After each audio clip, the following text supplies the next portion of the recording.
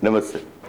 Welcome to the online platform of Samvidhan Career Academy, Vikalp Portal mobile application and Samvidhan Publications. બરાબર 5 વર્ષ પૂરા થયા. શેને 5 વર્ષ પૂરા થયા? તો આ પુસ્તકને 5 વર્ષ પૂરા થયા. 2018ના વર્ષમાં સંવિધાન પબ્લિકેશન્સનું આ પુસ્તક આપણે પ્રકાશિત કર્યું હતું. નામ છે જેનું ભારતીય અર્થવ્યવસ્થા. એની સૌથી પહેલી એડિશન લગભગ સપ્ટેમ્બર 2018માં જ આપણે પબ્લિશ કરી હતી.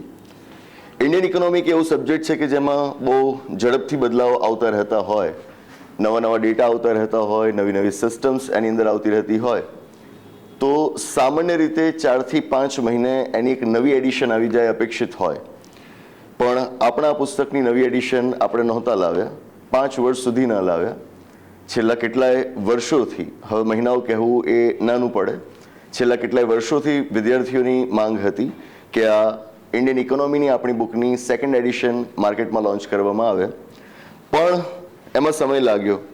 અગાઉના વિડીયોઝમાં પણ હું આપને કહી ગયો છું કે લેખન કાર્યમાં હું થોડોક પ્રમાણમાં અત્યારે ધીમો પડી ગયો છું, એટલે આની નવી એડિશન અમે પબ્લિશ નહોતા કરી શક્યા.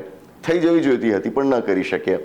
પણ વાંધો આવે એવું પણ નહોતું. રીઝન 2018માં જ્યારથી આપણે આ બુક પબ્લિશ કરી ત્યારથી આપ જોશો કે એ 5 વર્ષોની અંદર જેટલા પણ જીપીએસસીના પેપર્સ આવ્યા, ઇવન યુપીએસસીના પેપર્સ આવ્યા, બીજી નાની મોટી પરીક્ષાઓ, એ પછી ડીવાયએસઓ હોય કે એસટીઆઈ હોય, આ બધાના પેપર્સની અંદર ઇન્ડિયન ઇકોનોમીના જે ક્વેશ્ચન્સ જોવા મળ્યા એ તમે આ નાનકડી પુસ્તિકાની મદદથી સોલ્વ કરી શકો એમ હતા જ.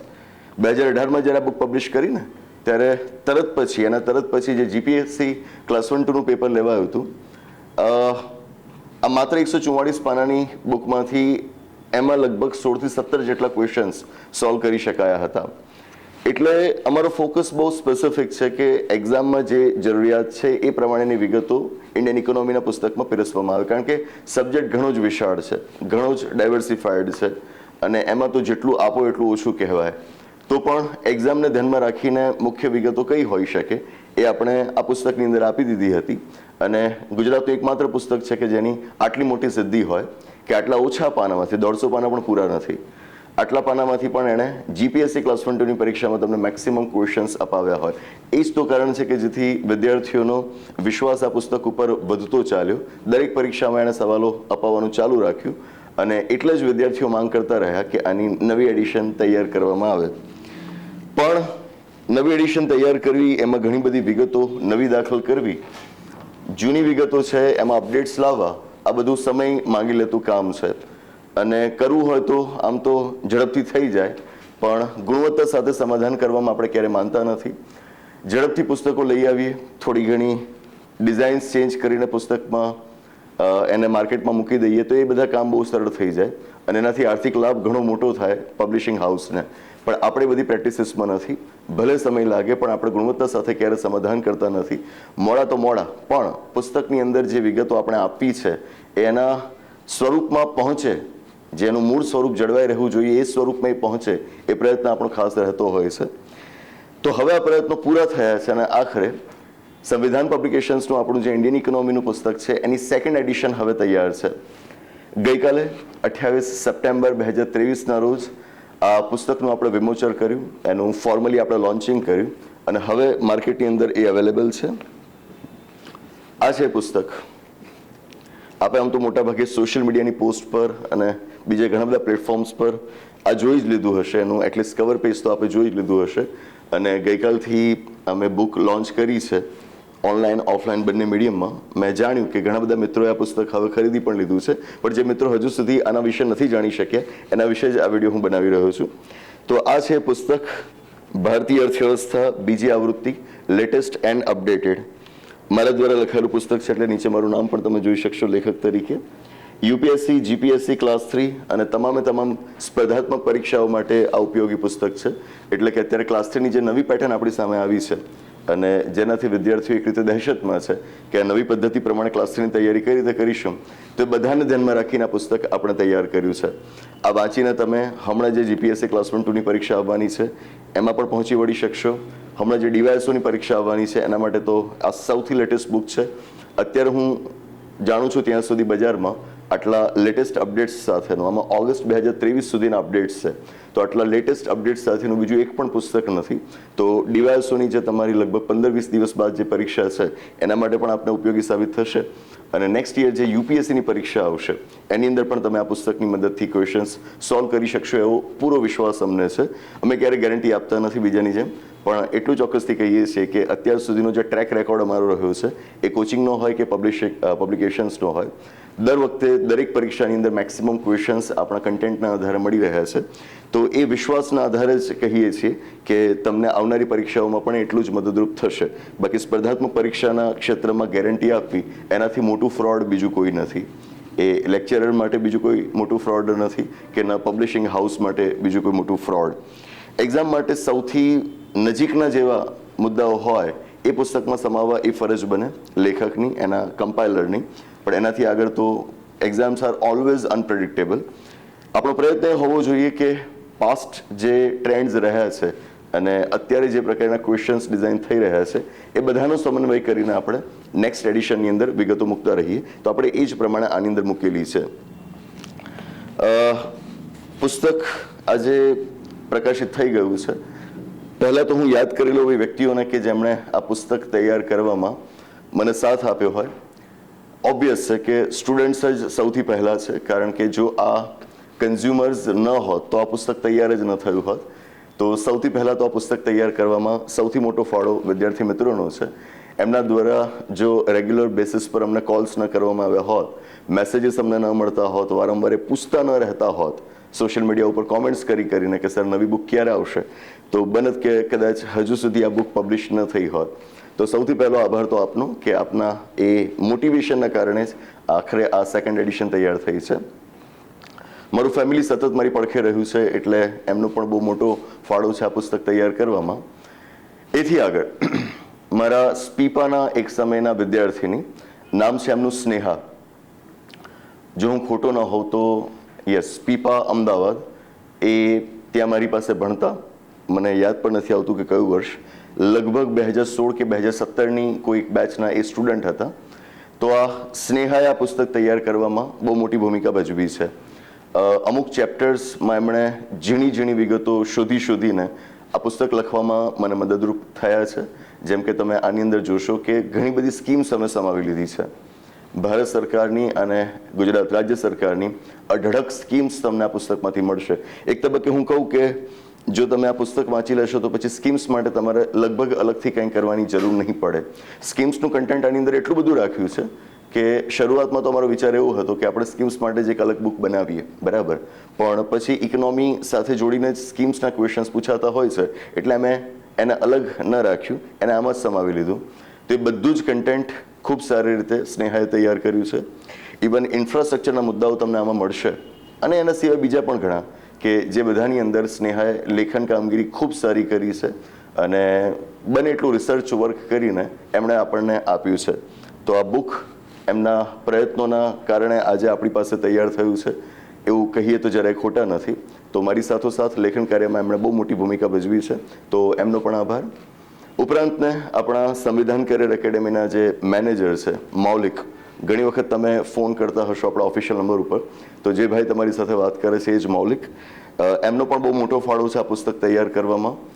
સંસ્થાની મેનેજમેન્ટની જવાબદારી એ સંભાળતા રહેવું, સાથે ફોન કોલ્સ કોન્સ્ટન્ટ એટેન્ડ કરતા રહેવું, અને એ સિવાય મોબાઈલ એપ્લિકેશનના બીજા કામ અને બીજું ઘણું બધું, આ બધું જ એક સાથે સંભાળતા રહીને પુસ્તક તૈયાર કરવામાં મને સાથ આપવો એ બહુ મોટી વાત છે.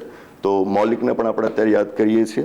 આ બધાના સહિયારા પ્રયત્નો જ છે કે જેથી આજે આ પુસ્તક બજારમાં પહોંચ્યું છે. બાકી એ ન પહોંચી શકે અને એ ન હોત તો હજુ બીજા કેટલા મહિના કે વર્ષો લાગી જાત એની ગણતરી હું કરી પણ નથી શકતો. તો બધાને યાદ કરું છું આજે આ પુસ્તક પ્રકાશિત થાય છે ત્યારે. હવે પુસ્તકમાં શું છે એ જાણવાની ઉત્સુકતા દરેક વિદ્યાર્થીને હશે. તો હું અત્યારે કરીશ કે આપણા પુસ્તકનું જે ઇન્ડેક્સ છે, એની જે અનુક્રમણિકા છે, એ હું આપને બતાવીશ કે એમાં આપણે કયા કયા નવા પ્રકરણો દાખલ કર્યા છે, જૂના જે મુદ્દાઓ હતા એમાં આપણે કઈ જગ્યાએ બદલાવ લાવ્યા છીએ, અને એક નવેસરથી જ આખું પુસ્તક તૈયાર કર્યું છે. તમે જોશો કે 712 પાનાનું પુસ્તક છે. It's very bulky. 712 જૂનું આપણું પુસ્તક હતું, 144 પાનાનું હતું. ફરી વાર કહીશ, મને તો 144 પાના પણ પૂરતા જ લાગે છે, કારણ કે જો એમાંથી તમને દર વર્ષે 15-17 ક્વેશ્ચન્સ દરેક એક્ઝામ અપાવી શકતું હોય તો પછી વધારે મોટા પુસ્તકની જરૂર છે જ શું? કારણ કે this is not knowledge for the sake of knowledge, this has to be knowledge for the examination. પરીક્ષા માટેનું જ્ઞાન આપણે એકઠું કરવાનું હોય, રાઈટ? તો ક્લાસમાં કોન્સેપ્ટ્સને સારા એવા સમજ્યા પછી નોટ્સના સ્વરૂપમાં જો તમને બુકમાંથી મળી જાય તો દેટ્સ મોર દેન સફિશિયન્ટ. પણ અત્યારે વિદ્યાર્થીઓને થઈ ગયું છે ને કે કદ જોઈને પુસ્તક ખરીદે. જો કે આપણે એવી રીતે પુસ્તક તૈયાર નથી કર્યું, પણ બદલાતી જતી માંગને ધ્યાનમાં રાખીને આપણે પણ ઘણી બધી વસ્તુને એમાં સમાવવાની હતી, એટલે આ પુસ્તક પ્રમાણમાં મોટું થયું છે. 712 પાનાનું પુસ્તક છે કે જેમાં લગભગ 601 પાનાનું તમને કન્ટેન્ટ જોવા મળશે અને પાછળ 85-90 કે એનાથી પણ વધારે પાનાની અંદર આપણે MCQs આપેલા છે, બરાબર? તો ક્વેશ્ચન્સ પણ ઘણા બધા છે કે જેથી આપ ઘરે પ્રેક્ટિસ સારી એવી કરી શકશો. તો આ પુસ્તકની અંદર આપણે શું શું સમાવ્યું છે જેની વાત કરીએ. Okay, it is dedicated to my wife Vibha and my kids Tatparya and Ananvay, બરાબર? તો આ રીતે આપ જોઈ શકશો. સાથે પહેલા એ ભારતીય કે જેમણે અબ્રોડ જઈને ઇકોનોમિક્સમાં PhD હાંસલ કરી હોય, સૌથી પહેલા એવા ભારતીય તો હતા ડૉક્ટર ભીમરાવ આંબેડકરજી.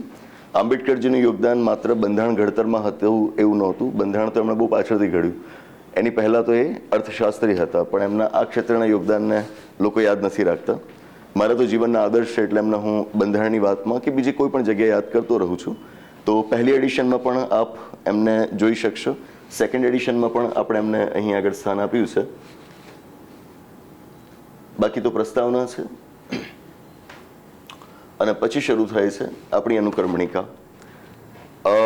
અનુક્રમણિકા જ મેં ઘણી જ લાંબી લખી છે, કારણ કોઈ પણ વિદ્યાર્થી જ્યારે પુસ્તક જુએ તો અનુક્રમણિકામાં એ ચેપ્ટર્સ, સબ ચેપ્ટર્સ, ટોપિક્સ, સબ ટોપિક્સ આ બધું જ જોઈ લે કે જેથી એનો અંદાજો આવી જાય કે what is the richness of the book. લગભગ 20-22 પાનાની તો તમને અનુક્રમણિકા જોવા મળશે, એટલી બધી વાતો મેં એની અંદર મૂકી દીધી છે. અને એનો એક ફાયદો એ પણ છે કે તમે જે તે ચેપ્ટરમાંથી મુદ્દો શોધવો હોય તો શોધવામાં તમને સરળતા પડે. પછી એવું ના થાય કે આપણને ખબર જ ના હોય કે એ મુદ્દો કયા ચેપ્ટરમાં આપેલો છે, બરાબર? પછી દરેક વખતે એ ચેપ્ટર ખોલવું અને પછી એમાં પાના ફેરવતા જઈને મુદ્દાઓ શોધવા તો એ ટીડિયસ જોબ બની જાય. તો આપણે અહીં આગળ બધા જ જે ટોપિક્સ, સબ ટોપિક્સ બધું જ અહીં આગળ એક સાથે આપી દીધું છે. તો એની વાતો હું આપને ઉપરથી કરતો જઈશ, કારણ કે આખી અનુક્રમણિકા કદાચ ડિટેલમાં સમજાવવા જાઉં, પુસ્તક એટલું વિશાળ છે કે આ બધી જ વસ્તુ જો હું સમજાવવા જાઉં તેના માટે મારે 2 કલાકનો અલગ સમય ફાળવવો પડે. તો હું ટૂંકમાં આપને એક પરિચય આપી દઈશ કે આમાં આપણે કઈ કઈ વસ્તુ સમાવી છે. પહેલું ચેપ્ટર જે આપણે રાખ્યું છે એ છે અર્થશાસ્ત્ર અને અર્થવ્યવસ્થા વિશે, બરાબર છે? તમે જોશો તો અહીંયા આગળ ચેપ્ટરનું નામ લખેલું હશે અને પછી કૌંસમાં લખ્યા હશે એના પાના નંબર, બરાબર? That's it. તો એ પ્રમાણે તમને દરેક ચેપ્ટરની આખી ડિઝાઇન જોવા મળશે. અર્થશાસ્ત્ર અને અર્થવ્યવસ્થા, what is economics, what is economy, બરાબર? આપણે ઇન્ડિયન ઇકોનોમી ભણવાનું હોય છે, ઇકોનોમિક્સ નહીં, અને એમાં માઇક્રો ઇકોનોમિક્સ તો ક્યારેય નહીં. ભલે ઇકોનોમિક્સ આપણે ના ભણવાનું હોય પણ એક સામાન્ય પરિચય તો આપણી પાસે હોવો જોઈએ કે અર્થશાસ્ત્ર એટલે શું. તો એ વાતો મેં અહીં આગળ કરી છે. અર્થશાસ્ત્રના ક્ષેત્રમાં જે અગત્યના માંધાતાઓ થઈ ગયા, ગ્રેટ ઇકોનોમિસ્ટ, એમના વિશે પણ થોડી ઘણી વાતો ત્યાં આગળ કરેલી છે. ઇકોનોમિક્સ અને ઇકોનોમી વચ્ચેનો તફાવત ત્યાં આગળ સમજાવેલો છે. ઇકોનોમીના અલગ અલગ પ્રકાર સમજાવેલા છે. જે બેસિક ઇકોનોમિક એક્ટિવિટીઝ 3 મુખ્ય આર્થિક પ્રવૃત્તિઓ છે, પ્રોડક્શન, કન્ઝમ્પશન એન્ડ ઇન્વેસ્ટમેન્ટ, એના વિશે પણ મેં અહીં આગળ માંડીને વાત કરેલી છે. અમુક ચેપ્ટર્સ આપણે ત્યાં આગળ રાખવા પડે એવું કેમ કહું છું કે આપણે આપણો સિલેબસ જોઈએ, ક્લાસ 1-2નો સિલેબસ જોઈએ કે પછી ક્લાસ 3નો સિલેબસ જોઈએ, DYSO STA. UPSCમાં તો સિલેબસ જેવું કંઈ હોતું જ નથી. Everything and anything under the sun is part of your syllabus. તો એમાં તો કહેવા પણ હોય જ નહીં, એમાં બધું જ આવી જાય. પણ આપણા જે ગુજરાતના અલગ અલગ એક્ઝામ્સના સિલેબસ છે એની અંદર સીધા જ અમુક ટોપિક્સ આપી દીધા હોય છે. For example monetary policy, for example GDP, right? તો એને સીધા એમ નથી ભણાતા, એના માટે કંઈક તો બેકગ્રાઉન્ડ હોવું જોઈએ. તો ભલે આ ચેપ્ટર આપને સિલેબસમાં ના મળે પણ આ જાણ્યા વગર આગળ વધવું એ આપણા માટે ખોટું કહેવાશે. પહેલાં આ બેસિક્સ વાંચવા પછી જ બીજા ચેપ્ટર્સ તરફ જવું. એવું ન વિચારવું કે સિલેબસમાં તો મને 7 ચેપ્ટર્સ આપ્યા છે તો આમાં ઘણા બધા ચેપ્ટર્સ છે, એમાંથી હું 7 ચેપ્ટર શોધી લઉં એટલું જ વાંચું. એવું કરવું હોય તો વાંધો નહીં, પણ રિવિઝન વખતે કરાય. પહેલી વખતનું વાંચન જ્યારે આપ કરતા હો ત્યારે બધું જ આપણે વાંચવું જોઈએ, બરાબર? પાયાના ખ્યાલો તમારા જેટલા પાકા હશે એટલા જ તમારા સિલેબસના ટોપિક્સ ઉપર તમારો કમાન્ડ વધશે, એ યાદ રાખવું, બરાબર? તો આ બેસિક્સ આપ્યા છે અર્થશાસ્ત્ર અને અર્થવ્યવસ્થાના ચેપ્ટરમાં. ત્યારબાદ આપ જોશો કે નેશનલ ઇન્કમ, રાષ્ટ્રીય આવકના ખ્યાલ આપણે આ બીજા ચેપ્ટરની અંદર સમજાવેલા છે.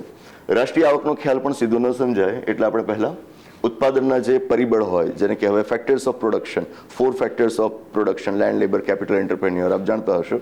તો એના વિશે અહીં આગળ વાત કરી છે. માલ સામાન અને સેવાઓનો પ્રકાર આપણે સમજાવ્યા છે. કેપિટલ ગુડ્સ આપણે સાંભળ્યું હશે, કન્ઝ્યુમર ગુડ્સ આપણે સાંભળ્યું હશે, ઇન્ટરમીડિયેટ, ફાઇનલ ગુડ્સ અને ફર્ધર એના સબ ટાઈપ્સ, આ બધું જ આપણે અહીં આગળ સમજાવેલું છે. આવકનો વર્તુળાકાર પ્રવાહ, સર્ક્યુલર ફ્લો ઓફ ઇન્કમ, તમે જોશો ને તો આ બધી વસ્તુઓને મેં એ રીતે ડિઝાઇન કરી છે કે જેથી એના પછી આપણે જીસીઆરટી કે એનસીઆરટી વાંચવાની જરૂર ન રહે. આપણને કહેવાતું હોય ને કે યુપીએસસીની પરીક્ષાની તૈયારી શરૂ કરો એટલે પહેલાં એનસીઆરટીમાં મેક્રો ઇકોનોમિક્સના જે પુસ્તકો છે એ પૂરા કરવા, અને એવું જ જીસીઆરટીમાં થી તમારે તૈયાર કરવું કે જો તમે જીપીએસસીની તૈયારી કરી રહ્યા છો. હવે 12-13 વર્ષનો અનુભવ છે ભણાવવાનો. હું બહુ નિખાલસતાથી કહીશ કે આવું હોવું જોઈએ કે તમે પહેલાં એનસીઆરટી કે જીસીઆરટી વાંચીને આવો અને પછી ક્લાસમાં લેક્ચર્સ અટેન્ડ કરો, પણ આવું બનતું નથી. છોકરાઓ વાંચીને આવતા નથી, અને બેચ ચાલતી હોય દરમિયાન પણ બહુ ઓછા છોકરાઓ હોય છે કે જે જીસીઆરટી અને એનસીઆરટી વાંચે છે. નો ડાઉટ આપણે તો જીસીઆરટીના ટેસ્ટ પણ અહીં આગળ કન્ડક્ટ કરીએ છીએ, પણ તો બાય એન્ડ લાર્જ સ્ટુડન્ટ્સનો એ તરફનો ઝુકાવ ઓછો હોય છે.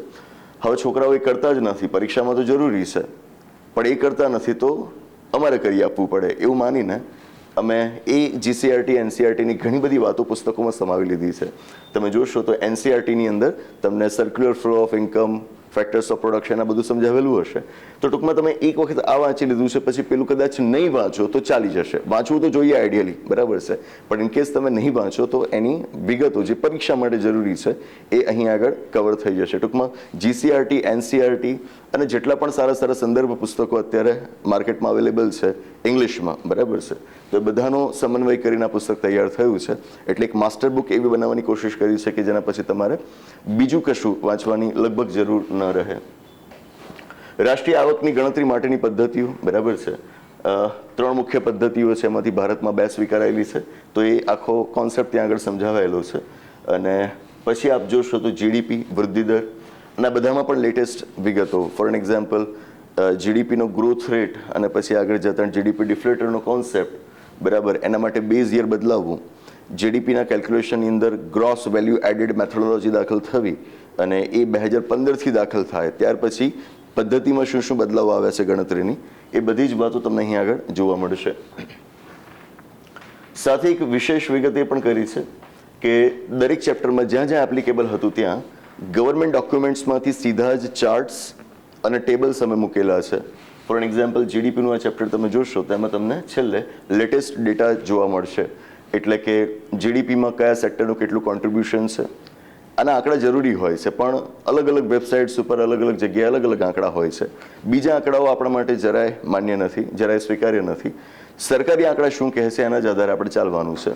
તો દરેક ચેપ્ટરમાં તમે જોશો તો આ રીતે અમે પાછળ ટેબલ્સ મૂકેલા છે, ચાર્ટ્સ મૂકેલા છે, પાઈ ચાર્ટ્સ મૂકેલા છે, ગ્રાફ્સ મૂકેલા છે, જેના દ્વારા સરકારી આંકડા શું કહે છે એ વિગતોને અમે ત્યાં આગળ સમજાવેલી છે. તો this is the most latest thing, બરાબર, તો આપણે એ પ્રમાણે જોવાનું છે. ને ત્યારબાદનું ચેપ્ટર છે માનવ વિકાસ અને સૂચકાંકો. જીડીપીના કોન્સેપ્ટથી જ્યારે સમય જતાં આપણે અસંતોષ અનુભવવા માંડ્યા, અને જ્યારે ગ્રોથથી આગળ ડેવલપમેન્ટ તરફ આપણે ફોકસ કરવા માંડ્યા ત્યારે માનવ વિકાસનો ખ્યાલ આવ્યો, અને એના અલગ અલગ સૂચકાંકો આપણી સામે આવ્યા, લાઈક એચડીઆઈ તો એક છે, એચડીઆઈ સિવાય બીજા કેટલાય સૂચકાંકો છે. એચડીઆઈ પહેલાં પણ આપણી પાસે physical quality of life index ને આવી વાતો આવી ગઈ હતી. તો આ જે કોઈ પણ માનવ વિકાસના અલગ અલગ સૂચકાંકો છે એના વિશે વાત કરેલી છે. જે સૂચકાંકોને ડિટેલમાં સમજાવવા જરૂરી હતા એ બધા અહીં આગળ મેં મૂકી દીધા છે, બરાબર, કે જેના આધારે તમારી પરીક્ષાઓમાં સવાલ પૂછાય છે, બરાબર છે. આપ એચડીઆઈ જોઈ શકશો, અને એવું નહીં કે ખાલી એચડીઆઈ સમજાવ્યું છે. 2010 સુધી એની ગણતરી માટેની એક પદ્ધતિ હતી, પછી એ પદ્ધતિ બદલાઈ છે. તો જે લેટેસ્ટ પદ્ધતિ છે આખી ત્યાં સમજાવેલી છે. પ્લસ આપ જોશો એચડીઆઈ અને સસ્ટેનેબલ ડેવલપમેન્ટ ગોલ્સ વચ્ચેનો સંબંધ, inequality adjusted human development index, આ બધા જ પરીક્ષાના આપણા સવાલો છે. આ બધું આપણે ત્યાં આગળ સમજાવેલું છે. મલ્ટી ડાયમેન્શનલ પોવર્ટી ઇન્ડેક્સ જ્યારે ઇન્ટ્રોડ્યુસ થયો ને ત્યારે અમારી યુપીએસસીની પ્રિલિમ્સમાંનો સવાલ પૂછાયો હતો, રાઈટ. તો એ બધું જ અહીં આગળ મૂકેલું છે. નાવ પછી તમે એક ચેપ્ટર જોશો અગત્યના અહેવાલો અને સૂચકાંકો. તમે જોયું હશે કે આપણી પરીક્ષાઓમાં ફલાણો રિપોર્ટ શું કહે છે, ફલાણો રિપોર્ટ કોના દ્વારા પબ્લિશ કરવામાં આવે છે, રાઈટ. આવા સવાલો આપણને પૂછાતા હોય છે. લગભગ 100થી 125 જેટલા આવા રિપોર્ટ્સ અને ઇન્ડાઇસિસ એટલે કે સૂચકાંકો એ તમને આની અંદર જોવા મળશે. દરેક વિશે મેં વિગતે વાત નથી કરી કારણ કે જરૂરી નથી, એટલું બધું તમને યાદ પણ ન રહે. પણ એટલીસ્ટ તમે આની અંદર આ ચેપ્ટર વાંચીને કયો રિપોર્ટ કોણ રજૂ કરે છે અને રિપોર્ટ શાના વિશે છે એટલી માહિતી મેળવી લેશો. બરાબર છે. લગભગ 100 થી 125 જેટલા અલગ અલગ સૂચકાંકો અને રિપોર્ટ્સ મૂક્યા છે. તો ઇટ્સ વેરી હેલ્પફુલ. બરાબર. યુપીએસસીમાં પણ આ છાશવારે પૂછાતા સવાલો છે. જેમ કે તમે આ સાંભળ્યું હશે. For an example, world press freedom index ખૂબ ચર્ચામાં રહેતો હોય છે, રાઈટ.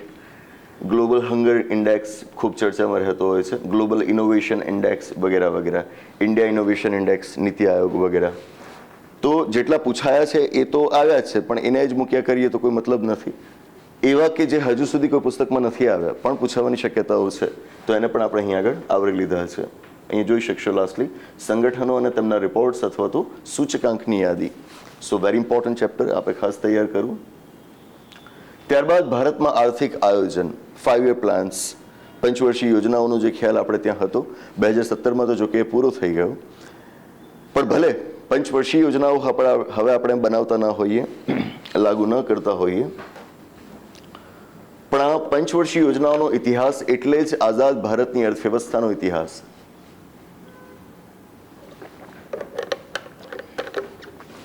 આઝાદી બાદ જ્યારથી આપણી અર્થવ્યવસ્થાની કમાન આપણે આપણા હાથમાં લીધી ત્યારથી અર્થવ્યવસ્થાને ચલાવવા માટે આપણે 5-5 વર્ષનું આયોજન કરતા આવ્યા છીએ. તો જો એ આયોજન વિશે આપને ખ્યાલ ન હોય તો એનો અર્થ એ થયો કે તમે સ્વતંત્ર ભારતની અર્થવ્યવસ્થાના ઇતિહાસથી અજાણ છો, જે ન સ્વીકારી લેવાય. પરીક્ષામાં સવાલ પૂછાય જ છે, આમ પણ ન સ્વીકારી લેવાય અને પાછું પરીક્ષામાં પૂછાય છે. બંને દ્રષ્ટિકોણથી જોવા જાઓ તો આપણે આ ચેપ્ટર તૈયાર કરવું જ પડે અને આપણા સિલેબસમાં પણ છે. તો આની અંદર આપ પંચવર્ષીય યોજનાઓના ખ્યાલ સમજી શકશો.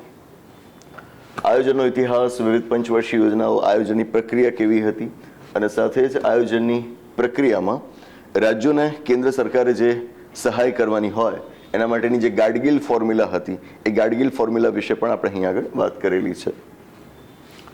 ત્યારબાદ નીતિ આયોગ. અંગત રીતે નીતિ આયોગની એક અલગ ચેપ્ટર તરીકે મૂકવા માટે મન માનતું નહોતું, કારણ આયોજનની પ્રક્રિયામાંથી જ છેવટે નીતિ આયોગનો જન્મ થયો છે. પણ પરીક્ષામાં હવે સવાલો આવી રહ્યા છે અને વિદ્યાર્થીઓ પણ કોન્સ્ટન્ટલી ડિમાન્ડ કરતા હતા કે નીતિ આયોગ વિશે થોડીક વધારે ડેપ્થમાં વાતો કરાયેલી હોય પુસ્તકમાં તો સારું. તો એને ધ્યાનમાં રાખીને નીતિ આયોગનું આખું એક અલગ ચેપ્ટર આપણે મૂક્યું છે. નીતિ આયોગ જ્યારથી બન્યું ત્યારથી એના ઉદ્દેશો કયા નક્કી કરાયેલા છે, એનું ગઠન કઈ રીતે થાય છે. ઇમ્પોર્ટન્ટ. નીતિ આયોગ અને આયોજન પંચની સરખામણી. બરાબર. બધાને ખબર છે કે આયોજન પંચ નાબૂદ કરીને આપણે નીતિ આયોગ લાવ્યા, but if someone asks you to compare the two, તમને બે વિશે સરખામણી કરવાનું કહેવાય તો એ કેવી રીતે કરાય, તો એની વાત પણ આપણે અહીં આગળ કરેલી છે. અગત્યનો મુદ્દો એ છે કે નીતિ આયોગે ત્યારબાદ જ્યારથી બન્યું ત્યારબાદથી લઈને અત્યાર સુધીમાં જેટલા પણ અગત્યના કાર્યક્રમો, યોજનાઓ તૈયાર કરેલા છે, બરાબર, કોઈ ઇન્ડાઇસિસ બનાવ્યા હોય, કોઈ પોર્ટલ્સ લોન્ચ કરેલા હોય, તો એ બધા વિશે પણ અહીં આગળ આપણે માહિતી મૂકેલી છે. અને આપણે એ રીતે તૈયાર કર્યું છે કે જેથી તમારે લગભગ આના પછી કરંટ અફેર્સમાં પણ કોઈ જાજુ કામ કરવાનું બાકી ન રહે. બરાબર. અટલ ઇનોવેશન પ્રોગ્રામ ને દેર આર મલ્ટિપલ થિંગ્સ. આ બધી જ વાતોને આપણે અહીં આગળ સમાવી લીધી છે. નીતિ આયોગ બાદ આપ જોશો તો ભારતીય કૃષિ, Indian agriculture, a very detailed chapter. જો કે આની અંદર મેં પહેલા 3 કાયદાઓ જે ભારત સરકારના હતા, જેના પગલે ખૂબ મોટા આંદોલનો આપણા દેશમાં થયા, એની વાતો ટૂંકમાં કરી છે. પહેલા કદાચ પુસ્તક બનાવ્યું હોત એ કાયદાઓ પાછા ખેંચાતા પહેલા, બરાબર, તો કદાચ એના ઉપર જ આપણે નહીં તો 15-20 પાનાનું આખો એક ચેપ્ટર તૈયાર કરવાનું થાત. પણ સારું કહેવાય કે ખરાબ, હું નથી જાણતો, પણ એ બધું પાછું એ લોકોએ ખેંચી લીધું તો આપણા પુસ્તકનું કદ એ રીતે ઘટી ગયું. બરાબર. પણ તો એને બાદ કરતાં બાકીની તમામ વિગતોને અહીં આગળ આપણે સમજાવેલી છે. અને ઇવન એ જે કૃષિ કાનૂન હતા એનો પણ મેં મુખ્ય મુદ્દાઓનો ઉલ્લેખ અહીં આગળ આપી દીધો છે. રાઈટ. જરૂરી છે, કારણ કે ભલે એ કાયદાઓ પાછા ખેંચાઈ ગયા હોય પણ એને કૃષિ ક્ષેત્રના સુધાર તરીકે તમે તમારા જવાબમાં મેઇન્સ વખતે લખી શકો, તો એ વિષયની પણ અહીં આગળ મેં ચર્ચા કરેલી છે. જેમ કે ભારતીય કૃષિ હોય તો ખાલી તમે એમએસપીનો કોન્સેપ્ટ આપી દો એટલું પૂરતું નથી. સમજાવ્યું છે અહીં આગળ કે સ્વામિનાથન ફોર્મ્યુલા શું હતી એમએસપી માટેની, અને સાથે જ એમએસપીની ટીકા, મિનિમમ સપોર્ટ પ્રાઇસ, ટેકાના ભાવની ટીકા શું થઈ શકે, તો એ પણ વાતો મેં કરેલી છે. ટૂંકમાં અહીં આગળ મેઇન્સને પણ સમાવી લેવાનો પ્રયત્ન આપણે કરેલું છે. હરિત ક્રાંતિ, દ્વિતીય હરિત ક્રાંતિ, ગઈકાલે જ આપને ખ્યાલ પણ હશે કે MS સ્વામિનાથનજી, જેમને આપણે ભારતીય હરિત ક્રાંતિના પિતા તરીકે જોયા છે, એમનું નિધન થઈ ગયું. બરાબર. તો આપણે એમને યાદ કરીએ છીએ. તો એ બધી જ વાતોને આપણે અહીં આગળ સમાવી લીધી છે. ત્યારબાદ આવે ઉદ્યોગ ક્ષેત્ર. આટલું જ દેખાય છે એટલે એના નાનું ચેપ્ટર ન સમજતા, એ કદાચ બાકીના બીજા ચેપ્ટર્સ કરતાં પણ ઘણું લાંબુ છે. બરાબર, મુખ્ય જ ટોપિક્સ અહીં આગળ લખ્યા છે. ઉદ્યોગોનું વર્ગીકરણ કેવી રીતે થાય, એનું મહત્વ શું છે, ઉદ્યોગ ક્ષેત્રનું મહત્વ શું છે તમારી અર્થવ્યવસ્થાની અંદર. 1991ના સુધારા, એ પહેલાં ઉદ્યોગ નીતિઓ. સૌથી પહેલી ઉદ્યોગ નીતિ આપણી 1948માં બની હતી. પછી આવી સેકન્ડ ઇન્ડસ્ટ્રીયલ પોલિસી 1956માં એન્ડ સો ઓન. આ બધી જ ઇન્ડસ્ટ્રીયલ પોલિસીઝ વિશે આમાં માંડીને વાત કરી છે. અને આ બધા પછી છેવટે 1991માં જે એલપીજીના સુધારા આવ્યા એની વાત આની અંદર કરેલી છે. આપ જોશો કે આ ક્લાસ 3 સુધી, ઇવન ક્લાસ એક્ઝામ્સની અંદર પણ આ એલપીજીના સુધારાનો એક અલગ મુદ્દો તમારા સિલેબસમાં જોશો. રાઈટ, આ બધું જ એમાં મૂક્યું છે. માંદા ઉદ્યોગ કોને કહેવાય, બીમાર ઉદ્યોગ કોને કહેવાય, સ્પર્ધા નીતિ શું છે, આ બધા સીધા ક્લાસ 3ના ટોપિક્સ નથી પણ ક્લાસ 1-2ના ટોપિક્સ છે. ક્લાસ 1-2ના સિલેબસમાં જોશો તો કોમ્પિટિશન પોલિસી, રાઈટ, સિક ઇન્ડસ્ટ્રીઝ, આ ટોપિક્સ સીધા જ આપેલા છે.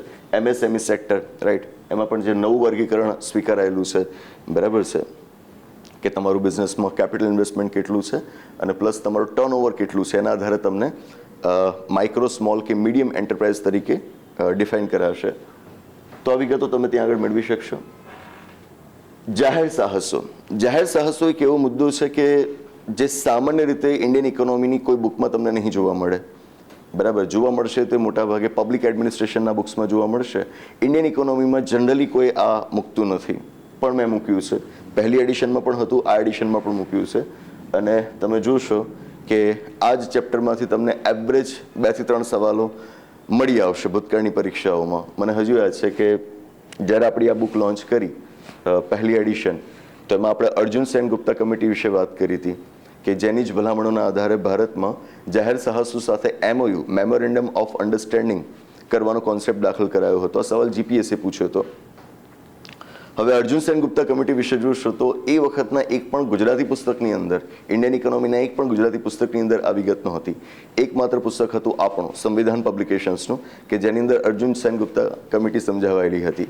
પછી તો અત્યારે નકલખોરોનો જમાનો છે, બરાબર, તો એ લોકો ઉઠાંતરી કરતા રહે છે અને વસ્તુઓને મૂકતા રહે છે પોતાના પુસ્તકોની અંદર. તો હવે તો લગભગ દરેક પુસ્તકમાં તમને જોવા મળશે. પણ આપણું પુસ્તક એ વખતે ગુજરાતમાં પહેલું હતું કે જેણે આ અને આવી તો બીજી ઘણી જ વિગતો આપેલી હતી. રાઈટ, તો એ ક્યારે શક્ય છે? ત્યારે જ કે જ્યારે તમે જાહેર સાહસોને એક અલગ ચેપ્ટર તરીકે ટ્રીટ કરો. તો એ આપ જોશો. મિનિરત્ન, નવરત્ન, મહારત્ન વગેરે ખ્યાલો પણ આપણે સમજાવેલા છે. And the best part is વિનિવેશીકરણ અથવા તો વિમૂડીકરણ, ઇંગ્લિશમાં જેને કહેવાય ડિસઇન્વેસ્ટમેન્ટ. ડિસઇન્વેસ્ટમેન્ટની આખી પોલિસી મેં આમાં સમજાવેલી છે. એના એક હિસ્ટોરિકલ અંડરપિનિંગ્સ સાથે અત્યાર સુધી વિનિવેશીકરણનો ખ્યાલ કેવી રીતે વિકસ્યો છે ડિટેલમાં સમજાવેલું છે. And that's very important. Latest બજેટમાં વિનિવેશીકરણનો શું ટાર્ગેટ છે એની પણ વાત આમાં કરાયેલી છે. નેશનલ ઇન્વેસ્ટમેન્ટ ફંડ, દીપમ, આ બધી જ વાતો આપણે આમાં સામેલ કરી દીધી છે. ત્યારબાદ જોશો કે ભારતમાં આંતરમાળખું ઇન્ફ્રાસ્ટ્રક્ચર આપણું કેવું છે. અને ઇન્ફ્રાસ્ટ્રક્ચર એટલે ફક્ત ફિઝિકલ ઇન્ફ્રાસ્ટ્રક્ચર એવું નહીં, સોશિયલ ઇન્ફ્રાસ્ટ્રક્ચરની પણ વાત આમાં તમને જોવા મળશે. ઓકે, સ્નેહાએ ખૂબ સારું કામ કર્યું છે આ બધું જે આંતરમાળખાની વિગતો છે તૈયાર કરવામાં. તો એમાં તમે બ્રિટિશ શાસન દરમિયાન ઇન્ફ્રાસ્ટ્રક્ચર કેવું હતું એ નોંધ જોઈ શકશો. આંતરમાળખાના પ્રકાર જોઈ શકશો. રેલવે, જળ પરિવહન, ભારતમાં માર્ગ વ્યવસ્થા, હવાઈ માર્ગ, પાઇપલાઇન, સંદેશા વ્યવહાર, પોસ્ટલ સેવા, આકાશવાણી, રેડિયો, દૂરદર્શન, ઉપગ્રહ સંચાર, સાથી, સ્વાગત યોજના, NIIF, national investment and infrastructure fund. પછી સોશિયલ સેક્ટર પર જોવા જઈએ તો શિક્ષણ, આરોગ્ય, પીવાનું પાણી, રાઈટ, એમાંય સૌની યોજના, સુજલામ સુફલામ. મતલબ કે લગભગ કોઈ ખૂણો બાકી નથી રહેવા દીધો. બરાબર, 100% તો ન કહી શકું, એવો ક્લેમ કરવો ખોટો કહેવાય, પણ લગભગ અમે પ્રયત્ન કર્યો છે કે કોઈ ખૂણો અમારી નજરમાં જેટલું છે એમાંથી કોઈ બાકી ન રહી જાય. બાકી એના સિવાય તો બીજું હંમેશા હોવાનું છે. અમે ક્યારેય એવું ક્લેમ નહીં કરીએ કે બધું જ આવી ગયું, પણ તમે કહી શકો કે મોર દેન 95% વિગતોને જેટલી અમારા ધ્યાનમાં છે એ બધી જ અમે અહીં આગળ કવર કરી લીધી છે. ત્યારબાદ એક્ઝામમાં બહુ ઇમ્પોર્ટન્ટ ક્વેશ્ચન્સ આવતા હોય છે ઉર્જા ક્ષેત્રમાંથી. આ સામાન્ય રીતે તમે સાયન્સમાં ભણી લીધું તો ચાલી જાય, સાયન્સ એન્ડ ટેકનોલોજીમાં, અથવા તો ઇવન એન્વાયરમેન્ટમાં ભણી લો તો પણ ચાલી જાય. પણ પુસ્તકોની અંદર ઘણી વખત આવી માહિતી નથી હોતી, અને હોય કે ના હોય, આપણે ઇકોનોમીના પુસ્તકમાં આપી હતી એટલે આપી છે. તો ઉર્જા ક્ષેત્ર આખું અહીં આગળ સમજાવેલું છે. કોલસો, તાપ વિદ્યુત, પરમાણુ ઉર્જા, પેટ્રોલિયમ વગેરે વગેરે, સૌર ઉર્જા, પવન ઉર્જા, બાયોગેસ, ભરતી ઉર્જા, જીઓથર્મલ એનર્જી. પછી 2018ની જે Gujarat wind solar hybrid power policy છે વગેરે, ભારતમાં વીજળી ક્ષેત્ર, આ બધું જ આમાં આવરી લીધું છે. અને આમાં પણ ઘણું મોટું કામ કર્યું છે સ્નેહાએ. સાથે સોશિયલ ઇમ્પેક્ટ એસેસમેન્ટ નામનું પણ એક ચેપ્ટર મૂક્યું છે. અમારા વખતની જીપીએસસી ક્લાસ 1-2થી આવા બધા ટોપિક્સ સિલેબસમાં આવવા શરૂ થઈ ગયા હતા, રાઈટ. તો આપણું પુસ્તક એ વખતે ફરી એકવાર પહેલું હતું, ફર્સ્ટ એડિશન, કે જેમાં આપણે સોશિયલ ઇમ્પેક્ટ એસેસમેન્ટ વિશે વાત કરેલી હતી. હવે સેકન્ડ એડિશનમાં એ ચેપ્ટર રાખ્યું છે, પણ એને થોડુંક વધારે ડિટેલ્ડ બનાવ્યું છે. વધારે વિગતો તમે એ ચેપ્ટરમાં જોઈ શકશો. વધુ એક ચેપ્ટર નાણાકીય વહીવટ. આ પણ એક એવું ચેપ્ટર છે કે જે સામાન્ય રીતે તમને ઇન્ડિયન ઇકોનોમીના બુક્સમાં નહીં જોવા મળે. અને હું ઇન્ડિયન ઇકોનોમીના બુક્સ કહું છું એટલે ગુજરાતી જ નહીં, ઇંગ્લિશ પણ ખરા. ઇંગ્લિશ બુક્સમાં પણ તમે જોશો તો પબ્લિક સેક્ટર અન્ડરટેકિંગ્સ, ફાઇનાન્શિયલ એડમિનિસ્ટ્રેશન, આવા ચેપ્ટર્સ એ લોકો ઇકોનોમીની બુકમાં નથી મૂકતા, આપણે મૂકીએ છીએ. બરાબર? કેમ? કારણ કે આ નાણાકીય વહીવટની વાતો તમે ભણો ત્યારે જ એમાં તમારી સામે ખ્યાલો આવે કે ભાઈ બજેટ કેવી રીતે બને, બજેટ પસાર કઈ રીતે થાય, બજેટ બને કેવી રીતે, એનો અભ્યાસ સામાન્ય રીતે છોકરાઓ કરતા નથી, પણ એમાંથી પરીક્ષાના સવાલ બની શકે છે, બનેલા પણ છે. બરાબર? તો એ ઇકોનોમીના પુસ્તકમાં જ હોવું જોઈએ. બજેટ પાસ કઈ રીતે થાય એની થોડી ઘણી વાતો કદાચ બંધારણના પુસ્તકમાં આવી જતી હોય, બરાબર, એ પૂરતી તો નથી જ હોતી, બરાબર, પણ બજેટ બને કેવી રીતે એ વાત તો કોઈ પુસ્તકમાં હોતી નથી, બરાબર. તો એવી બધી વાતોને આપણે અહીં આગળ મૂકેલી છે. ઉપરાંતને બજેટ સાથે સંકળાયેલા અમુક ગ્રાન્ટ્સના કોન્સેપ્ટ, જેમ કે votes on account, additional grant, exceptional grant, excess grant, votes of credit, token grant વગેરે વગેરે, આ બધું જ અહીં આગળ ડિટેલમાં સમજાવેલું છે. માત્ર ક્યાંક નહીં, કોમ્પ્ટ્રોલર અને ઓડિટર જનરલ જ નહીં, સાથે કંટ્રોલર જનરલ ઓફ એકાઉન્ટ્સ વિશે પણ અહીં આગળ સમજ આપેલી છે. So it's very important chapter, though other people might not include that chapter or the chapter like public sector undertakings in their books, even in English books. But we find them very helpful, very important. That's why we have incorporated them here.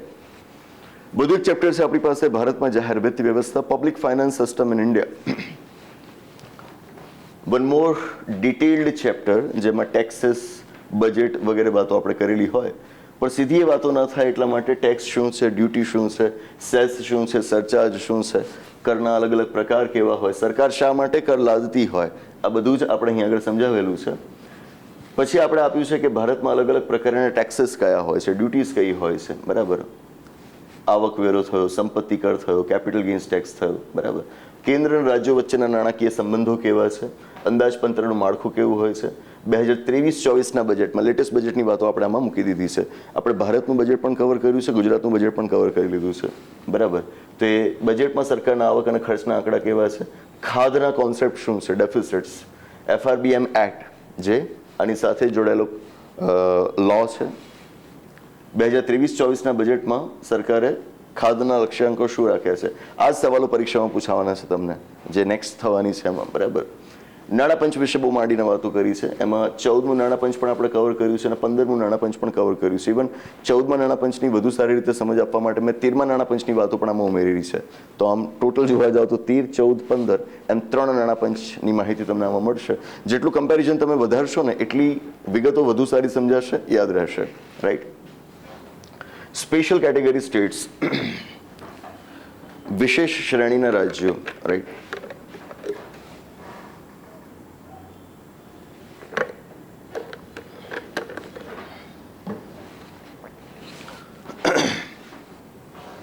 પુસ્તકની ભાગદોડમાં થોડી તબિયત પણ ખરાબ થઈ છે, એટલે વચ્ચે કદાચ બોલવામાં તકલીફ પડી રહી છે. છોકરાઓનું પ્રેશર એટલું બધું હતું અને જે ઓફલાઈન ક્લાસનું કામકાજ હોય, ઇવન ઓનલાઈન ક્લાસીસનું પણ કામકાજ હોય, એ બધું એકદમ મૂકીને હું પુસ્તક લખી શકું એ તો શક્ય જ નહોતું.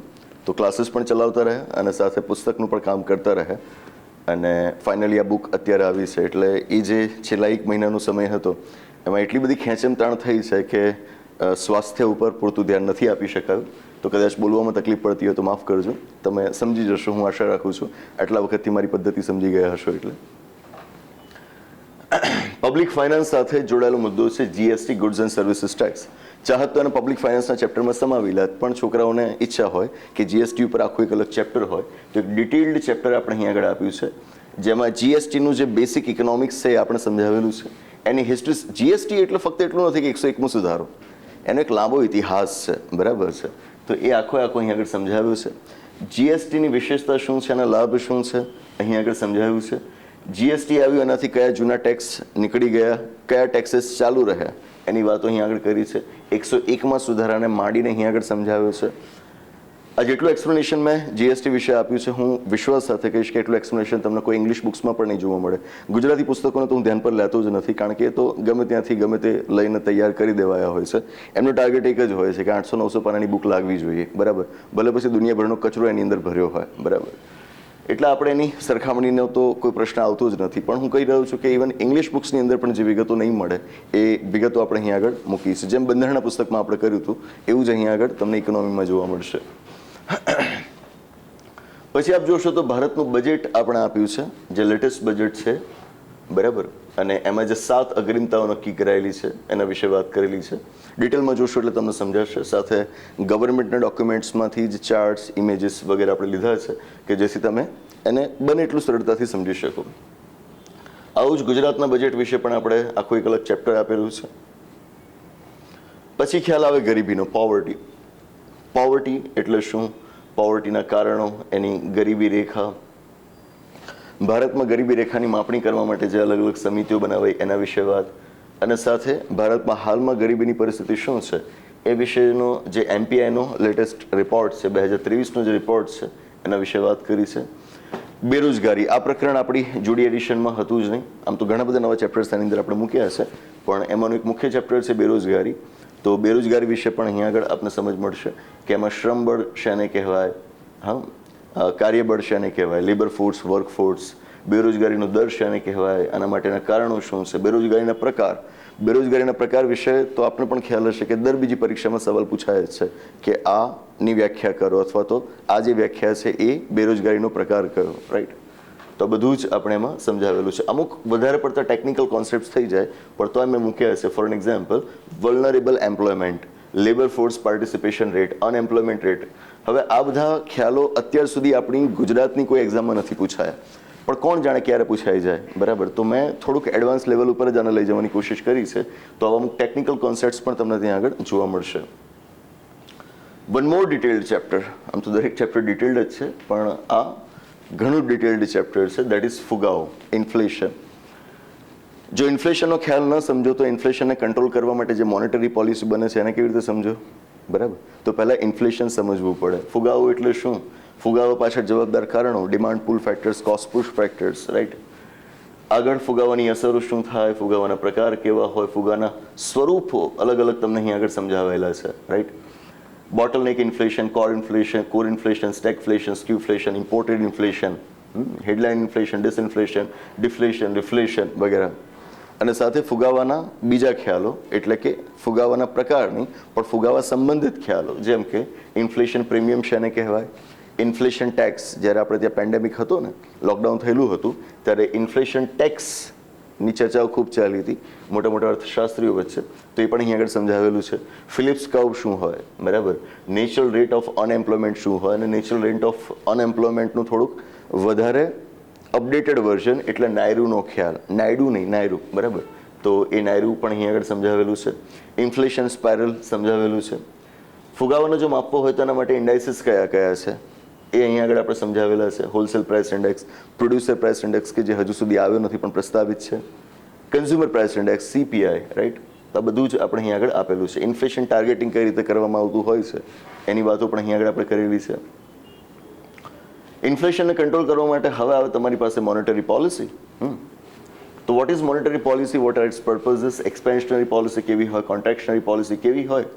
જો કે આ તો આપણે જૂના પુસ્તકમાં પણ રાખેલું હતું. જે બિલકુલ નવું આપણે મૂક્યું છે આ છે કે મોનેટરી પોલિસીના સ્વભાવ આધારિત તેના પ્રકાર, accommodative stance, neutral stance, hawkish stance, calibrated tightening, બરાબર. આવું બધું તમે છાપામાં વાંચતા હશો, પણ હું જાણું છું કે ઘણા છોકરાઓને આ શબ્દો સમજાતા જ નથી.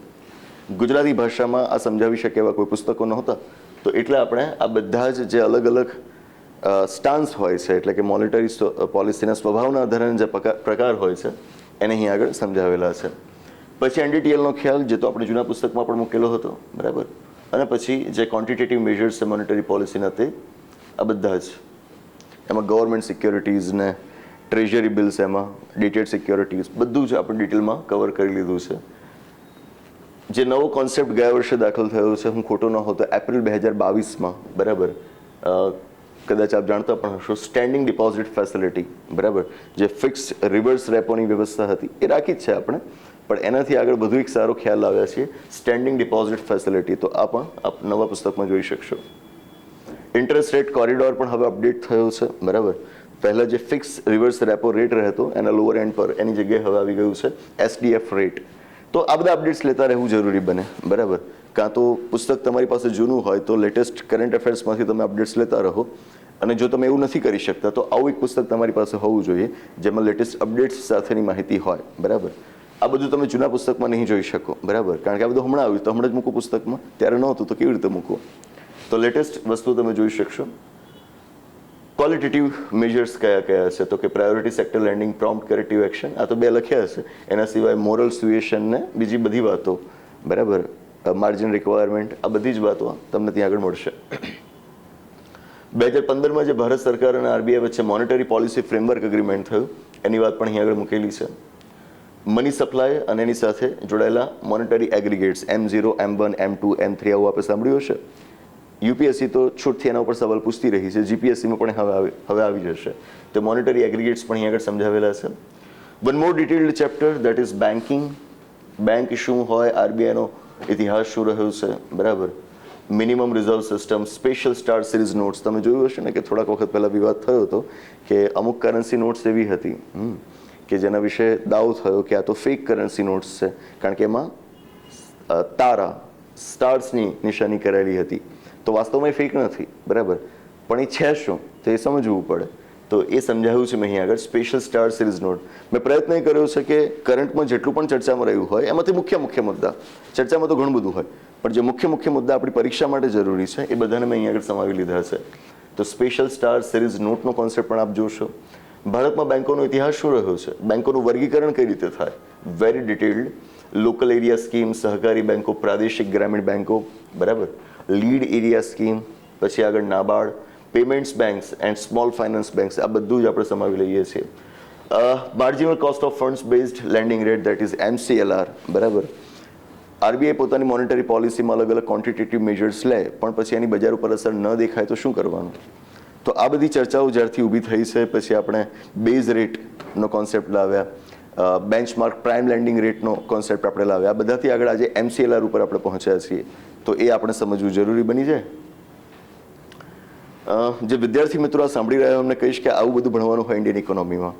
સવાલ કરજો તમારી જાતના કે તમે ભણ્યા છો. સવાલો તો આ જ પૂછાય છે, પણ જે આપણે ત્યાં વારંવાર પરીક્ષાઓમાં નાપાસ થયેલા છોકરાઓ ભણાવતા હોય છે, પુસ્તકો લખતા હોય છે, એ ખુદ આ બધી વિગતોથી અજાણ હોય છે. તો એ વિદ્યાર્થીઓ સુધી તો આ વિગતો કેવી રીતે પહોંચાડવાના, બરાબર. તો તમારી કારકિર્દી સાથે કોમ્પ્રોમાઇઝીસ ન કરતા, એ તો એમના આર્થિક લાભ માટે આવું બધું કરતા રહેશે, તમે તમારું કરિયર જોખમમાં ના મૂકી દેતા. રિયલ જે સ્ટડી થવું જોઈએ એ આ છે. અને તમને ઇન્ડિયન ઇકોનોમી જેવો સબ્જેક્ટ અત્યાર સુધી અઘરો લાગ્યો છે, તમે એના ક્વેશ્ચન્સને હલ નથી કરી શકતા, એનું કારણ કે તમને આવી બધી વિગતોથી એ લોકો એક્સપોઝ જ નથી કરતા, કારણ કે ખુદ એમનું એક્સપોઝર આ બધી વિગતો પ્રત્યે નથી, રાઈટ. તો આ બધી વસ્તુને સમજો, તૈયારી આ પ્રમાણે કરો. અધ્ધરતાલ કશું ન ચલાવાય, બરાબર. ઓછા પૈસા ખર્ચવા અથવા તો મફતમાં મળતું હોય એટલે ગમે તે આવે એમ લઈ લઈશ એવો અભિગમ ન રખાય. વિષય ઘણો અઘરો છે એટલા માટે હું એને છોડી દઉં એવું તો ક્યારે ના વિચારાય. આ બધું સરળ છે, પ્રોવાઇડેડ તમે એને યોગ્ય પદ્ધતિથી ભણો. Ways and means advances, Basel norms બધું જ આપણે બેન્કિંગમાં સમજાવ્યું છે. ત્યારબાદ છે વીમો અને પેન્શન, ઇન્સ્યોરન્સ એન્ડ પેન્શન. તો વીમા ક્ષેત્રનું મહત્વ અને સાથે અલગ જે પોલિસીઝ હોય છે, લાઈફ ઇન્સ્યોરન્સ થયું, જનરલ ઇન્સ્યોરન્સ થયું, આ પ્રકાર આપણે ડિટેલમાં સમજાવેલા છે. એ દરેકની હિસ્ટ્રી સમજાવી છે. LICના ડિસઇન્વેસ્ટમેન્ટનો જે મુદ્દો આવેલો હતો એની પણ વાતો કરી છે. પેન્શનમાં પણ આપણે બધી જ વાતો કવર કરી લીધી છે. EPFOની વાત કરી છે, PFRDAની વાત કરી છે, હા, જીવન પ્રમાણનો જે લેટેસ્ટ કોન્સેપ્ટ છે એની વાત કરી છે. રાષ્ટ્રીય પેન્શન યોજના આપને ખ્યાલ હશે ને કે જે NPS આવ્યું છે OPSના સ્થાને, ઓલ્ડ પેન્શન સ્કીમના સ્થાને. તો હજુ કર્મચારીઓ આંદોલનો કરી રહ્યા છે કે અમને જૂની જ પેન્શન સ્કીમ આપવામાં આવે, નવી નહીં, બરાબર. તો એમાં નવી શું છે એ તો આપણને ખબર હોવી જોઈએ, તો એ મેં અહીં આગળ સમજાવેલી છે. ભારતમાં વિદેશી રોકાણ, foreign investment in India, very important chapter. FDI અને FII શું હોય, ઓટોમેટિક રૂટ શું હોય, ગવર્મેન્ટ રૂટ શું હોય ફોરેન ઇન્વેસ્ટમેન્ટને લાવવાનો, બરાબર. FIPB તો હવે નીકળી ગયું છે, ફોરેન ઇન્વેસ્ટમેન્ટ પ્રમોશન બોર્ડ. તો હવેની પરિસ્થિતિ શું છે એ બધું તમે આમાં જોઈ શકશો. એફડીઆઈના પ્રકાર, એફડીઆઈની હોલસેલ, એફડીઆઈની રિટેલ, બરાબર. અને આપણે જે અત્યારે હોલસેલની અંદર અલાઉ કરીએ છીએ, પણ રિટેલની અંદર જે ઇશ્યુઝ આપણા છે એ બધાની માંડીને વાતો અહીંયા આગળ કરેલી છે. એમાંય single brand retail, multi brand retail, આ માંડીને વાતો ત્યાં આગળ કરેલી છે. ઈ કોમર્સ જે તમે એમેઝોન, ફ્લિપકાર્ટ વગેરેથી ખરીદી કરો છો, તો એમાં એફડીઆઈ ક્યાં સુધી અલાઉડ હોય, તો એના માટેના જે 2 મોડલ્સ રજૂ કરાયેલા છે, inventory based model, market place based model, તો આની પણ વિગતે વાતો ત્યાં આગળ કરેલી છે. ફોરેન ઇન્વેસ્ટમેન્ટથી આગળ આવે આપણી પાસે ફોરેન ટ્રેડ, બરાબર. ફોરેન ટ્રેડમાં આમ ઘણી બધી વાતો આવે, પણ મેં એને બહુ સિફતથી રજૂ કરી છે, એટલી જ કે જે તમારી પરીક્ષા માટે જરૂરી હોય. અત્યાર સુધી આપણે ત્યાં, એટલે કે 1991ના સુધારા સુધીમાં આપણે ત્યાં ફોરેન ટ્રેડનો કેવી રીતે વિકાસ થયો અને ત્યારબાદ કેવી રીતે વિકાસ થયો, એમ 2 ભાગોમાં વહેંચીને આખી વાત કરેલી છે. અને આમાં સૌથી અગત્યનું છે આપણા માટે લેટેસ્ટ ફોરેન ટ્રેડ પોલિસી, જે 2023થી 28, આ 5 વર્ષના સમયગાળા માટે આ વર્ષે જે લેટેસ્ટ ફોરેન ટ્રેડ પોલિસી આવી છે એને મેં અહીં આગળ સમજાવેલી છે, તો એ આપ ખાસ જોશો. એના સિવાય પણ ઘણી વાતો એમાં કરેલી છે. અને આપને ખ્યાલ હશે, મેં અગાઉના પણ એક વિડીયોમાં કહ્યું હતું કે લાસ્ટ ડીવાયએસઓ પ્રિલિમ્સમાં આપણો જે ટ્રેડ ટુ જીડીપીનો રેશિયો છે એ આપણને પરીક્ષામાં પૂછાયો હતો, રાઈટ. તો એના આંકડા પણ મેં અહીં આગળ રજૂ કરેલા છે. પછી પોપ્યુલર મુદ્દો છે બેલેન્સ ઓફ પેમેન્ટ્સ, એની વાત કરેલી છે, કરંટ એકાઉન્ટ, કેપિટલ એકાઉન્ટ, બરાબર. બધું એક ઇમ્પોર્ટન્ટ ચેપ્ટર આપણે મૂક્યું છે આંતરરાષ્ટ્રીય સંગઠનો, ઇન્ટરનેશનલ ઓર્ગેનાઇઝેશન્સ, બરાબર. વર્લ્ડ બેંક લઈ લો, બ્રિક્સ લઈ લો, એશિયાઈ વિકાસ બેંક લઈ લો, એટલે કે એશિયન ડેવલપમેન્ટ બેંક, ઓપેક લઈ લો, નાટો લઈ લો, સાર્ક લઈ લો, WTO લઈ લો, ઇન્ટરનેશનલ લેબર ઓર્ગેનાઇઝેશન લઈ લો, WHO લઈ લો, BIMSTEC, ASEAN, World Economic Forum, G7, Quad, G20, હમણાં જ આપણે ત્યાં સમિટ થઈ, યુનેસ્કો, બરાબર. તો બધું જ આપણે અહીં આગળ મૂકી દીધું છે. સ્નેહાએ આમાં ખૂબ કામ કર્યું છે, તો એ બધી જ વિગતોને આપણે કવર કરી લીધી છે. પછી આપી છે ભારત સરકારની યોજનાઓ, અને યોજનાઓ સમજવામાં આપને સરળતા રહે, એવું નહીં કે બધી યોજનાઓ એક સાથે આપી દીધી, ક્યાં શું વાંચવું ખબર જ ના પડે. તો આપણે એને ક્લાસિફાઈ કરી નાખ્યું છે મંત્રાલયો પ્રમાણે, ડિપાર્ટમેન્ટ્સ પ્રમાણે. કૃષિ ક્ષેત્રની યોજનાઓ પહેલાં તમને જોવા મળશે, પછી જળશક્તિ મંત્રાલયની યોજનાઓ, પછી મહિલા અને બાળ વિકાસ મંત્રાલયની યોજનાઓ, પછી સ્વાસ્થ્ય અને પરિવાર કલ્યાણ મંત્રાલય, પછી શિક્ષણ વિભાગ, સડક પરિવહન અને રાજમાર્ગ, નવીન અને નવીનીકરણ ઉર્જા મંત્રાલય, પેટ્રોલિયમ અને પ્રાકૃતિક ગેસ મંત્રાલય, વિદ્યુત, આવાસ, ગ્રામીણ વિકાસ, નાણાં મંત્રાલય, શ્રમ કૌશલ્ય વિકાસ, યુવા બાબતો વગેરે. પછી આવી જશે ગુજરાત સરકારની યોજનાઓ, એમાં પણ નર્મદા, જળ સંપત્તિ, પાણી પુરવઠા અને કલ્પસર વિભાગ, આમાં પણ આપણે ક્લાસિફિકેશન આપેલું જ છે. મહિલા અને બાળ વિકાસ, આરોગ્ય અને પરિવાર કલ્યાણ, માર્ગ અને મકાન, ઉર્જા અને પેટ્રોકેમિકલ, શૈક્ષણિક યોજનાઓ, આર્થિક ઉત્કર્ષની યોજનાઓ, એટસેટ્રા. બરાબર છે. તો તમે થાકી જશો, એટલું બધું કન્ટેન્ટ છે, સમય કાઢીને વાંચજો. વર્તમાન વિશેષ યોજનાઓ, પેલી બધી યોજનાઓ તો જે વર્ષોથી ચાલી આવે છે આવી ગઈ, પણ એ ઉપરાંત જે લેટેસ્ટ ઇમ્પોર્ટન્ટ છે એમાં પણ પાછા 2 ભાગ, ભારત સ્તર પર, ભારતીય એટલે કે રાષ્ટ્રીય સ્તર પરની યોજનાઓ, અને પછી ગુજરાત સ્પેસિફિક યોજનાઓ. તો આના પણ 2 ભાગ પાડીને આપણે લેટેસ્ટ જે સ્કીમ્સ છે એમાં સમજાવેલી છે. લગભગ આપણે ઓગસ્ટ 2023 સુધીની બધી જ યોજનાઓની અંદર લઈ લીધી છે. અને છેલ્લે જે તમે શોધતા રહેતા હોવ છો, બરાબર, પ્રેક્ટિસ માટે MCQs, આંકડો યાદ નથી આવતો, પણ સેંકડો MCQs છે, ઘણા બધા છે. મતલબ તમે શાંતિથી એની પ્રેક્ટિસ કરી શકો એટલા બધા MCQs છે. અને એમાં તમે જોશો તો આપણે ક્વેશ્ચન્સના આન્સર્સ પણ ત્યાં આગળ હાઇલાઇટ કરીને આપેલા છે. લગભગ ઇટાલિક્સથી આપણે એને હાઇલાઇટ કરેલા છે. તો આ પ્રશ્ન વાંચો અને આપણે ત્યાં આગળ જવાબ પણ મળી જશે. તો ટૂંકમાં સમજાવ્યું તો પણ આટલો બધો સમય ગયો. માંડીને વાતો કરવા જાત તો મેં જેમ કહ્યું કે 2 કલાક તો આરામથી નીકળી જાત, કારણ એનું માળખું જ એટલું વિશાળ છે, બરાબર. પેલું કહેવાય ને ભારતના બંધારણનું મૂળભૂત માળખું, બેસિક સ્ટ્રક્ચર, એવું આ બેસિક સ્ટ્રક્ચર આપણે આજે જાણ્યું. તો બેસિક સ્ટ્રક્ચર જો આપને સમજાવ્યું હોય તો પછી એના આધારે આપણે જે ફર્ધર ડિટેલ્સ આમાંથી લેવાની છે આપને સરળ થઈ જશે. તો આ હતી વાત આપણા નવા પુસ્તક વિશે, ભારતીય અર્થવ્યવસ્થા બીજી આવૃત્તિ, લેટેસ્ટ એન્ડ અપડેટેડ વિશે.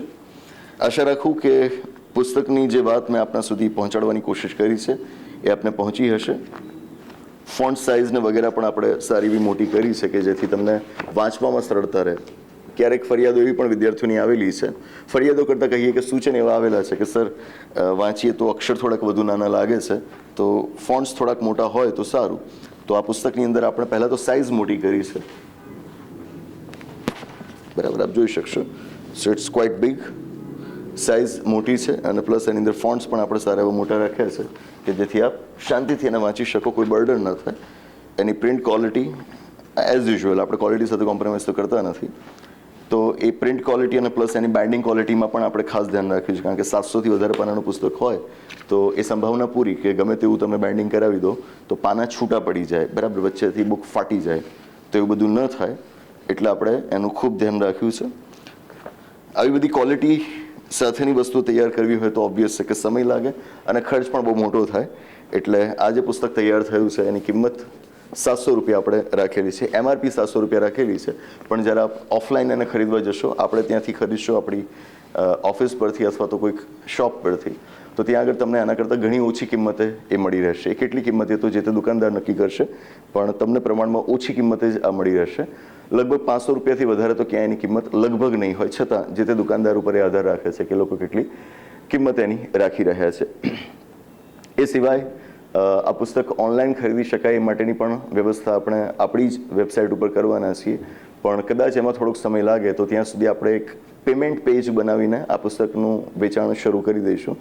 તો મોટાભાગે આજનો દિવસ, આજે 29 તારીખ થઈ, આજ સાંજ સુધીમાં તમને એ ઓનલાઈન ખરીદી માટેનો પણ ઓપ્શન મળી જશે. આપણે ખાલી ઓર્ડર બુક કરવાનો છે અને અહીંથી અમે એને ડિસ્પેચ કરી દઈશું, તો એ આપને મેક્સિમમ 1 અઠવાડિયાની અંદર આપના ઘરે મળી જશે, બરાબર છે. That's all. તો આ વાત હતી આપણી લેટેસ્ટ સેકન્ડ એડિશન વિશે. આશા રાખું કે પુસ્તક આપને પસંદ આવે. ઘણી મહેનત કરી છે આ પુસ્તક પાછળ. આપણા સ્પર્ધાત્મક પરીક્ષાનું આ જગત જે રીતે વિસ્તરે છે એમાં ગુણવત્તાની હવે કોઈ વાત રહી નથી, બરાબર. યુટ્યુબ પર તમે જેટલા વધુ ઘાંટા પાડો અને પુસ્તકો તમે જેટલા મોટા કરો એ પ્રમાણે તમારી લોકપ્રિયતા વધે અને તમારા કન્ઝ્યુમર્સનો બેઝ વધે. એ કન્ઝ્યુમર્સ પણ નથી હોતા, એ વાસ્તવમાં કસ્ટમર્સ હોય છે. કન્ઝ્યુમર્સ અને કસ્ટમર્સમાં પણ ડિફરન્સ છે, રાઈટ. તો એ વધતા જાય છે, પણ આપણે એ સ્પર્ધામાં નથી. ભલે સ્પર્ધાત્મક પરીક્ષાના ક્ષેત્રમાં છીએ, પણ એવી ગાંડી, એવી ઘેલછાભરી સ્પર્ધામાં નથી. આપણે ફક્ત આપણા પ્રોફિટ, આપણા આર્થિક લાભ માટે ખરે કામ નથી કરતા. કામ હંમેશા એ કરીએ છીએ કે જેમાં વિદ્યાર્થીનું હિત કેન્દ્રમાં હોય. બને કે એમાં ક્યારેક મોડું થાય, પણ ગુણવત્તા સાથે સમાધાન કરવામાં આપણે ક્યારે નથી માનતા. જો માનતા હોત તો આપ પણ જાણો છો કે આ બધા પુસ્તકો તૈયાર કરવા એ મહિનાનું કામ થઈ જાય. ફટાફટ કોઈકને કામ સોંપી દઈએ, પુસ્તક લખી નાખે, ગમે તેવું ટાઈપિંગ ડિઝાઇનિંગ વર્ક કરીને છપાવી દેવું, એ કોઈ મોટું કામ નથી, બરાબર. અને એ આપણે પણ કરી શકતા, પણ 5 વર્ષથી નથી કર્યું. એનું કારણ કે આ બધામાં હું પર્સનલી જ ધ્યાન આપું છું, જાતે જ કામ કરું છું, કારણ કે હું ગુણવત્તા સાથે સમાધાન નથી કરવા માગતો. બાકી લોકોને કામ આપીને, સોંપીને, એ કામ લઈને પછી પુસ્તકો તૈયાર કરવા, it's quite easy, as you know, બરાબર. છોકરાઓને ઘણી વખત ખબર પણ નથી હોતું કે એ XYZ પબ્લિકેશન્સની બુક વાંચી રહ્યા છે. દેખાય છે મજાની, ડિઝાઇનિંગ વર્કને વગેરે બહુ સરસ છે, મોટી છે, બરાબર. પણ એ કન્ટેન્ટ લખનારો છોકરો કદાચ એની જ બાજુમાં લાઇબ્રેરીમાં બેસીને વિન્સેચોલા કારકુનની તૈયારી કરતો હશે, બરાબર. એ વારંવાર પોતે ક્લાસ 1 2ની પ્રિલિમ્સમાં નાપાસ થયો હશે, મેઇન્સમાં નાપાસ થયો હશે કે થઈ હશે, બરાબર. અને એ લોકો આવા પુસ્તકો લખતા હોય એવા મળી આવશે, બરાબર. પણ તમને ખબર નથી હોતું. અનામિત્વનું તત્વ છે. ઉપર તો ખાલી તમે સંપાદકનું નામ વાંચી લો છો અથવા તો પબ્લિકેશન્સ જે છે એનો લોગો કે એનું જે કંઈ પણ હોય એની ઇમેજ એ તમે જોઈ લો છો અને માની લો છો કે સારું જ હશે, પણ એ નથી હોતું. એનું કન્ટેન્ટ લખનાર કોણ છે તમે ક્યારે જાણતા નથી હોતા, બરાબર. તો આપણે એ ક્વોલિટી સાથે કોમ્પ્રોમાઇઝ કરતા નથી. ફાઇનલી આ પુસ્તક હવે બજારમાં ઉપલબ્ધ છે. આપ એની ઓફલાઈન ખરીદી કરી શકશો, ઓનલાઈન ખરીદી માટેના પણ વિકલ્પો ઉપલબ્ધ છે. અને હજુ આપણો વિકલ્પ એટલે કે આપણી વેબસાઇટ ઉપર પણ એ ઓપ્શન આવી જશે ટૂંક સમયમાં. તો પુસ્તક વસાવો, વાંચો અને જે બીજા મિત્રો આપના તૈયારી કરી રહ્યા હોય એમના સુધી પણ આ વિષયની વાત પહોંચાડો. સારું કન્ટેન્ટ લોકો સુધી પહોંચવું જોઈએ અને એના માટેની જવાબદારી જેટલી અમારી છે એટલી તમારી પણ છે. તો જો તમને આ કન્ટેન્ટ પસંદ આવે છે તો અન્ય મિત્રો સુધી પણ આની વાત પહોંચાડજો કે જેથી એમને વધુ સારું કન્ટેન્ટ મળે. અને ગુજરાત રાજ્યમાં જે કન્ટેન્ટ સતત નીચે જઈ રહ્યું છે એ સંજોગોમાં આપણે એકમાત્ર સંસ્થા છીએ કે જેમણે એક પોતાનું મિશન જાળવી રાખ્યું છે કે ગમે તે થઈ જાય પણ કન્ટેન્ટ સાથે આપણે કોમ્પ્રોમાઇઝ નહીં કરીએ. એમાં અમને સાથ મળશે જો આપ આને વધુ પ્રસરાવશો. તો આની સાથે આ વાત અહીં આગળ પૂરી કરું છું. આવનારા વિડીયો સેશનમાં આવા જ વધુ કોઈ એક નવા મુદ્દા સાથે પાછો મળીશ. આભાર. છેલ્લે વધુ એક વાત ઉમેરી દઉં કે આજથી હું એક લાંબી ટૂર પર જઈ રહ્યો છું, લગભગ 12 થી 13 દિવસ માટે. તો આ દરમિયાનમાં પુસ્તકના ડિસ્ટ્રીબ્યુશનની ને બાકીની બધી જ કામગીરી આપણી જે ટીમ છે સંભાળશે. તો ઘણા મિત્રો એવા હોય છે કે મને ઇન્સ્ટાગ્રામ ઉપર મેસેજ કરી દે છે, ફેસબુક ઉપર મેસેજ કરી દે છે, યુટ્યુબ પર કોમેન્ટ કરતી વખતે એવું માનતા હોય છે કે દરેક વસ્તુ હું વાંચીને એમને જવાબ આપી શકીશ. એમને કહીશ કે બધામાં પર્સનલી હું ધ્યાન આપી શકું એવી પરિસ્થિતિમાં નથી હોતો, અને એમાં અત્યારે તો જ્યારે હું ટૂર પર જઈ રહ્યો છું, એક લાંબી ટૂર છે, તો એમાં તો હું આ નહીં જ કરી શકું. તો આપણે આપણો જે ઓફિશિયલ કોન્ટેક્ટ નંબર છે 8469743567 એના ઉપર વોટ્સએપ દ્વારા માહિતી મેળવી લેવી, અથવા તો કોલ કરીને માહિતી મેળવી લેવી. જ્યાં આગળ મારાથી શક્ય હશે અને આપનો પર્સનલ મેસેજ આવશે તો હું એને જવાબ આપવાની કોશિશ કરીશ, પણ દરેક વસ્તુ મારી પાસે ઓન ધ સ્પોટ તૈયાર ન હોય, બરાબર. અને એમાં જ્યારે ટૂર પર હોઉં ત્યારે તો ન જ હોય. અને હું પર્સનલ મારી જે પ્રોફાઇલ છે ફેસબુક પર છે કે ઇન્સ્ટાગ્રામ પર છે, તો ત્યાં આગળ ઓફિશિયલ બાબતોમાં ડીલિંગ કરવાનું બને ત્યાં સુધી ટાળું છું. તો ત્યાં આગળ વધુ અપેક્ષા ન રાખતા, બને ત્યાં સુધી આપણે જે ઓફિશિયલ કોન્ટેક્ટ નંબર્સ છે એના ઉપર જ કોલ કરીને અથવા તો વોટ્સએપ મેસેજ કરીને માહિતી મેળવી. બાકી લગભગ તો એવા કોલ્સ કરવાની પણ જરૂર નહીં પડે, કારણ કે તમને આ બધી જ માહિતી અમે સામેથી જ પ્રોએક્ટિવલી ટેલિગ્રામમાં બધે આપી જ દેતા હોઈએ છીએ, બરાબર. તો આપ સીધી જ ત્યાં આગળથી જોઈ શકો. હવે આટલો મોટો વિડીયો બનાવ્યો છે, હવે આ વિડીયો તમે ન જુઓ, બરાબર, અને પછી સવાલ કરો તો યોગ્ય નથી. શાંતિથી અડધો કલાક કાઢીને તમે આનો વિડીયો જોઈ લો તો તમને માહિતી મળી જશે. અડધો કલાકની કદાચ પોણો કલાક થઈ ગયો, કલાક થઈ ગયો. ઓકે, તો આ વાત નહીં આગળ રોકું છું. આવનારા સેશનમાં જ્યારે કદાચ ટૂરથી પાછો આવીશ ત્યારે નવા વિડીયો સેશનમાં નવી માહિતી સાથે પાછો આપની સમક્ષ ઉપસ્થિત થઈશ. ત્યાં સુધી રજા આપશો. આભાર. નમસ્તે.